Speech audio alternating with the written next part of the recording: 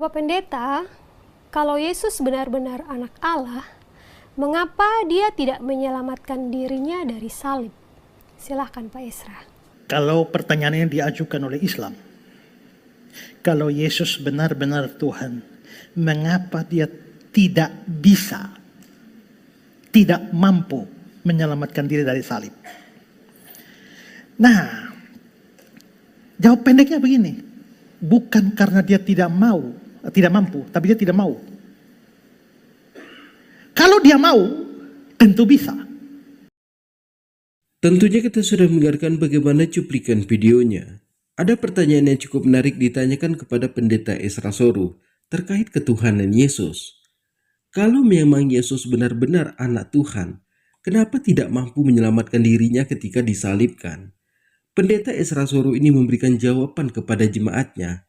Bukan Yesus tidak mampu menyelamatkan dirinya dari salib, tetapi Yesus tidak mau menyelamatkan dirinya dari salib. Lalu apa alasan dibalik semua ini? Kenapa Yesus tidak mau menyelamatkan dirinya dari salib? Di sini kita akan mendengarkan bagaimana jawaban dari Pendeta Esra Soru. Apakah jawaban dari Pendeta Esra Soru ini dapat diterima dengan akal sehat? Sebab kalau kita mendengarkan pembahasan Pendeta Esra Soru sebelumnya, di mana Pendeta Esra Soru memberikan penjelasan kepada jemaatnya bahwa Kristen itu memiliki 3 Tuhan atau disebut Tritunggal. Ada Tuhan Bapa, ada Tuhan Anak, ada Tuhan Allah. Jadi kepada teman-teman di sini, jangan kemana-mana dulu karena kita akan mendengarkan bagaimana jawaban dari Pendeta Esra Soru. Selamat menyaksikan. Ya, jadi kalau Yesus mau menyelamatkan diri, pasti bisa. Masalahnya begini, kalau dia menyelamatkan diri dari salib, maka misinya gagal. Karena tujuan dia datang ke dalam dunia memang untuk mati. Seperti Matius 20:28, anak manusia datang untuk menyerahkan nyawanya menjadi tebusan bagi banyak orang. Jadi kalau dia menyelamatkan diri dari salib, berarti untuk apa dia datang ke dunia? Sia-sia dong. Karena datang itu untuk mati. Karena itu dengan dia tidak menyelamatkan diri dari salib. Kita tahan sejenak.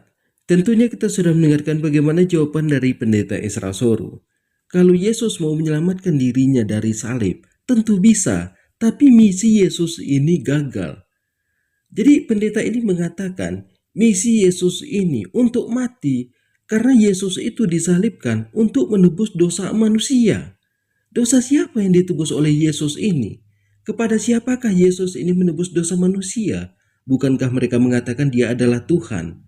Ketika Yesus itu mati, kepada siapakah Yesus ini menyerahkan nyawanya? Bukankah dia ini Tuhan? Yang paling lucunya adalah Yesus ini disalibkan oleh ciptaannya. Dia yang menciptakan manusia, tapi manusia itu yang menyalibkan Tuhannya.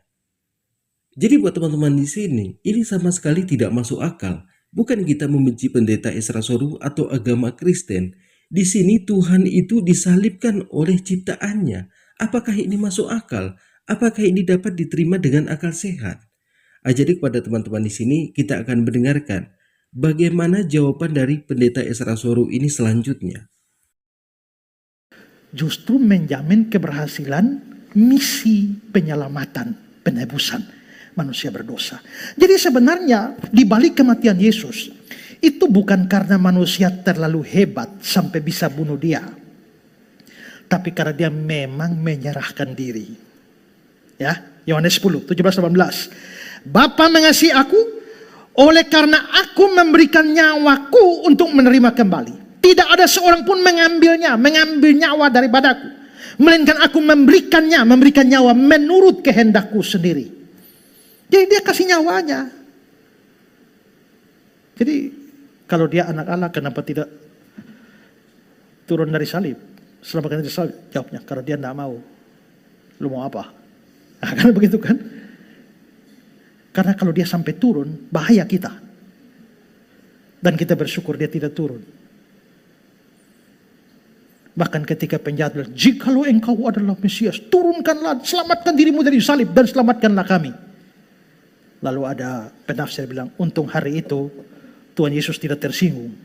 Ya, kalau dia sampai tersinggung dan dia turun dari salib, hari ini kita semua yang harus naik ke atas salib. Tentunya kita sudah mendengarkan bagaimana jawaban dari pendeta Ezra Soru ini. Jadi kalau menurut saya, jawaban dari pendeta Ezra Soru ini sama sekali tidak masuk akal. Di sini ada yang disalibkan untuk menebus dosa manusia. Apakah ini masuk akal? Ini tidak masuk akal.